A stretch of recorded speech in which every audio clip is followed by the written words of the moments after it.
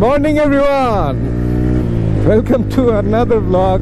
I hope you all are doing great. So গতকালকে আপনাদেরকে just আমার ক্যামেরা আর মাইক্রোফোনের ব্যাপারে একটা আইডিয়া দিছিলাম, which is not everything of my setup. বাকি টুকটাক মাউন্ট হাবিজাবি কেস মেস এগুলো আমি গতকালকে ডেসক্রিপশনে দিয়ে রাখছি। সো সেটআপের পরে একটা ভালো সেটআপের পরে আসলে কি লাগে, অনেকে কিন্তু ভালো সেটআপের পরেও কিন্তু ভালো মতো ডেলিভার করতে পারে না। Why is that? অনেকেই দেখবেন খুব মিডিওকার অ্যাভারেজ সেটআপ দিয়ে খুব ভালো আউটপুট নিয়ে আসে। How do they do it? Is the magic of editing. So a wise man once said, editing is crediting. So let's get started with some basics. তো start করি colour grading দিয়ে। Colour গ্রেডিংটা আসলে কি? Colour grading হচ্ছে আপনারা দেখেন না যে মেক্সিকান সিরিজ অথবা ড্রাগ কার্টেল সিরিজে দেখবেন যে both are same, Mexican series and drug cartel series anyway.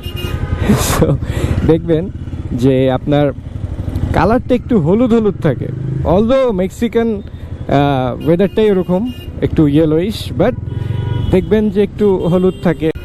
So এইটাই হচ্ছে কালার গ্রেডিংয়ের কাজ, যে কালারটা চেঞ্জ করা খুব simple. As the name suggest, you are grading the colour, simple. তারপরে চলে আসি মোশন গ্রাফিক্স। মোশন গ্রাফিক্সও আসলে এটা এমন না যে আপনার আমার খুব প্রয়োজন পড়বে, খুব সিম্পল জিনিস বোঝার জন্য, বাট খুব ডিফিকাল্ট জিনিস করার জন্য। এখানে কিসের লাইন? নাইস, রবির কিছু একটা প্রোগ্রাম হচ্ছে। সো চাইলেই অফিস না থাকলে আমিও যে লাইনে দাঁড়িয়ে যেতাম, একটা টি শার্ট নিয়ে নিতাম, আর অন্য কিছু থাকলে দিলে নিতাম, গিফটস, ভাউচার্স। এনিওয়ে, যেটা বলতেছিলাম, মোশন গ্রাফিক্সটা কি? ডিজাইনাররা অনেক ধরনের ডিজাইন করে, সেই ডিজাইনটাকেই টাইম অ্যান্ড স্পেসে ফেলাই দিলেই দ্যাট বিকামস মোশন গ্রাফিক্স। একটা মোশনের মধ্যে কিছু ডিজাইন ঘুরবে। It's the concept is pretty much similar to animation. অ্যানিমেশনে কি হচ্ছে, আপনি অনেকগুলো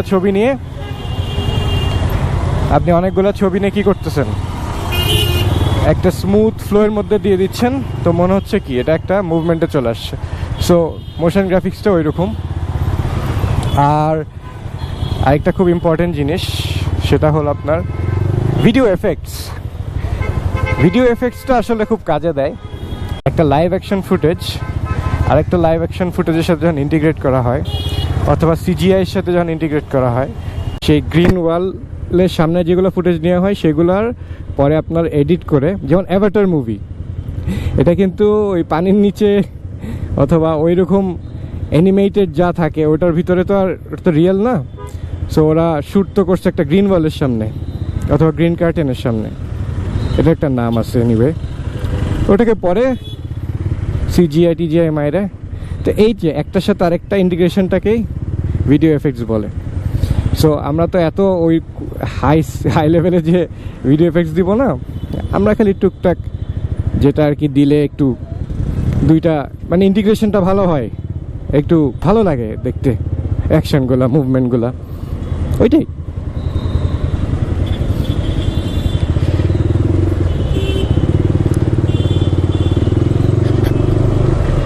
ফুটপাতে কিন্তু উঠিনি, জাস্ট উঠে নেমে গেছি।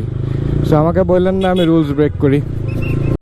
আর অডিও এডিটিংটা হচ্ছে বেসিক্যালি আপনি ভয়েস ওভার দিবেন, তারপর একটু আপনার ভয়েসটাকে, অথবা ধরেন দূরে কেউ কথা বলছে যার মাইক্রোফোন না থাকার কারণে হয়তো সাউন্ডটা কম আসতেছে, তার সাউন্ডটাকে একটু এনহ্যান্স করা, নিজের সাউন্ডটাকে একটু ক্লিয়ার করা, এনহ্যান্স করা।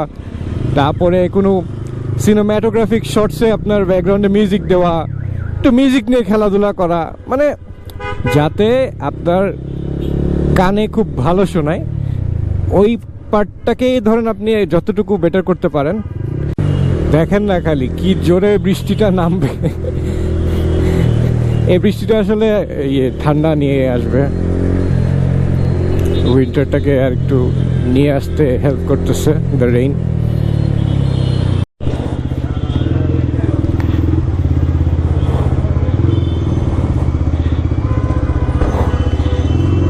Happy rainy day everyone.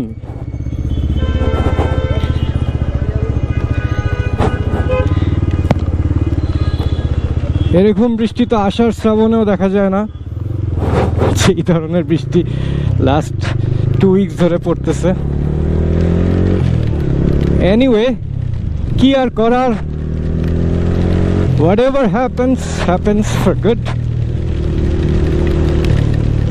আর আপনাদের সাথে যেটা নিয়ে কথা বলতেছিলাম, দেখেন আমি ভাবছিলাম যে এত জোরে বৃষ্টি পড়তেছে আজকে আর ব্লগ না করি যাওয়ার সময়, বাট কি করব, যেহেতু সকালে শুরু করছি অ্যান্ড একটা টার্গেট নিছি যে এভরিডে একটা টাইমে আমি রেগুলারলি ব্লগ দিব, সো আর ব্যাক স্টেপ করলাম না। ব্যাক স্টেপ করলে পিছিয়েই পড়ে যাব। সো যতটুকু পসিবল, যা কিছু দিয়ে পসিবল সেটা দিয়ে ইনশাল্লাহ কথা বলবো আপনাদের সাথে, আর দেখাবো কি অবস্থা বৃষ্টির মধ্যে বাইকের একটা এক্সপিরিয়েন্স। সো একটা ভালো ক্যামেরা, একটা ভালো অডিও সেটআপের পাশাপাশি এডিটিংটা যেমন ইম্পর্টেন্ট, ঠিক তেমনই আপনার ক্যামেরা সেটিংসটাও অনেক ইম্পর্টেন্ট এখানে। সো আপনারা আপনাদের ক্যামেরার সেটিংসে গেলেই দেখতে পারবেন যে বেশ কিছু মোড আছে আপনার ভিডিও শ্যুটের জন্য। সো আপনার ওইখান থেকে আপনি আসলে কোন মোডটা দিয়ে শ্যুটটা করবেন, that is also important besides having a very good editing. Basic কিছু সেটিংসের কথা বলি, যেগুলো যদি আপনারা ঠিক রাখেন তাহলে দেখবেন আপনারা ভালো একটা আউটপুট পাবেন, দ্যাটস ফর শিওর। সেগুলোর মধ্যে একটা হলো রেজলিউশন। আপনি এখন ভিডিওটা কোথায় দেখবেন, কিসে ছাড়বেন, কোথায় আপলোড দিবেন, এটার উপরে বেস করে রেজলিউশন দিবেন। যেমন আমারটাতে আমি চাইলে 2.7K দিতে পারতাম, 4K দিতে পারতাম, 5.3K দিতে পারতাম রেজলিউশন, বাট আমি 1080p দিছি, কারণ আমি কয়েকটা জিনিস চিন্তা করেই 1080 রাখছি, অ্যাজ আমি এটা কোথায় আপলোড দিচ্ছি, ইউটিউবে, ফেসবুকে। সো আরেকটা জিনিস হলো ফ্রেমস পার সেকেন্ড, আর শর্টে বলে FPS। এটা মেনলি হচ্ছে কয়টা ফ্রেম আপনাকে দেখানো হবে পার সেকেন্ড। অ্যাজ আমার কন্টেন্টটা কি, আমার কন্টেন্ট হচ্ছে মোটো ব্লগিং। সো মোটো ব্লগিং একটা মুভমেন্টের মধ্যে থাকি, আমি একটা ফ্লোয়ের মধ্যে থাকি, একটা স্পিডের মধ্যে থাকি।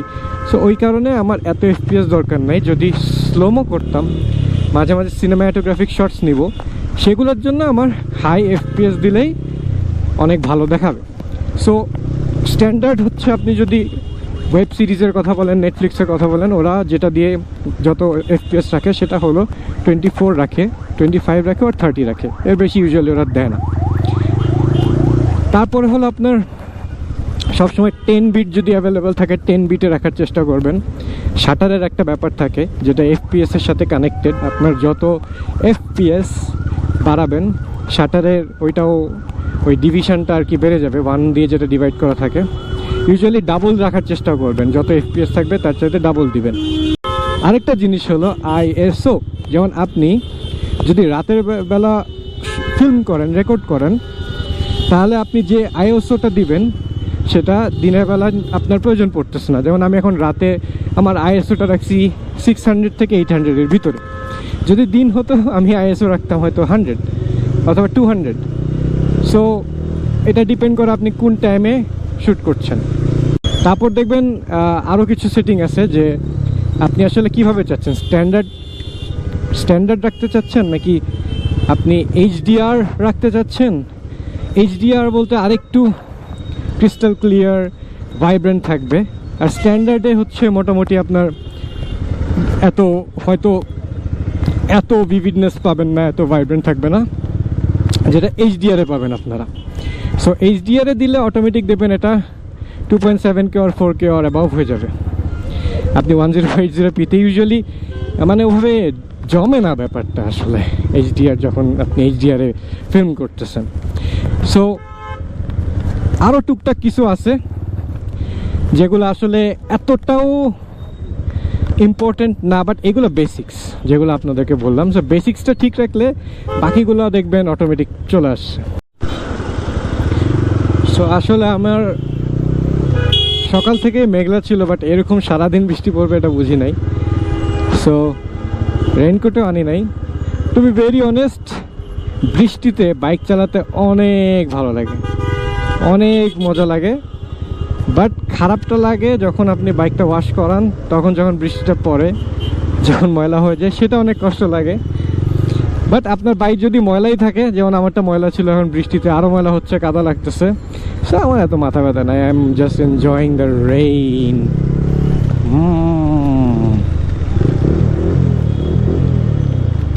সুন্দর অবস্থা রাস্তার, অনেক সময় লেগে গেল আসতে। তবুও তো বাইক বলে, গাড়ি হলে আরো 2 থেকে 3 ঘন্টা বেশি লাগতো। বাইক এমনি এমনি কি ভালো বাইক। ঢাকা সিটির জন্য বাইকটা ওয়ান অ্যান্ড অনলি ট্রান্সপোর্টেশন করে দেওয়া দরকার। যাক, এনিওয়ে, আপনাদেরকে যে এই রাতের বেলার রেকর্ডিংস দেখাতে পারতেছি, এটাই তো অনেক। যে বৃষ্টি, কেউ তার অ্যাকশন ক্যামেরাকে এভাবে ভিজানোর রিস্ক নেবে না, যদিও ইটস র্যাপড আপ, স্টিল কেউ এত বড় রিস্ক নেবে না। সো আমি যেহেতু নিলাম, একটা লাইক করে দেন, কমেন্ট করেন, ভালো লাগলে সাবস্ক্রাইব করেন, আর ইনশাল্লাহ আগামীকালকে দেখা হবে আবারও। টিল দেন ভালো থাকেন, গুড বাই, টাটা, আল্লাহ হাফেজ।